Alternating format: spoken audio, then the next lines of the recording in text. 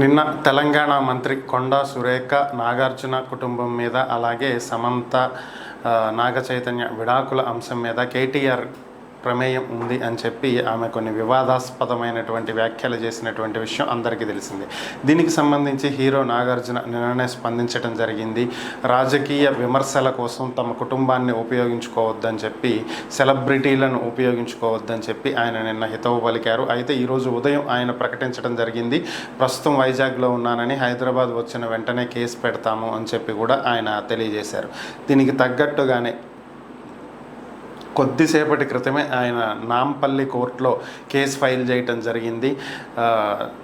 కొండ సురేఖ తనకి తన కుటుంబానికి పరువుకి నష్టం కలిగించే విధంగా వ్యాఖ్యలు చేశారని, తన కుటుంబ పరువు దిగజార్చే విధంగా వ్యాఖ్యలు చేయటం జరిగిందని, దీనివల్ల వారి నాగార్జున కుటుంబం పరువు దెబ్బతిందని, కాబట్టి దీని మీద వెంటనే చర్యలు తీసుకోవాలి అంటూ పరువు నష్టం దావా వేయటం జరిగింది. డిఫర్మేషన్ సూట్ ఫైల్ చేశారు. దీంతో పాటుగా మంత్రి కొండా సురేఖ మీద క్రిమినల్ కేసులు ఫైల్ చేయాలని, దీన్ని క్రిమినల్ అఫెన్స్గా ట్రీట్ చేయాలి అంటూ ఆయన కోర్టుని ఆశ్రయించడం జరిగింది, కేసు ఫైల్ చేయటం జరిగింది.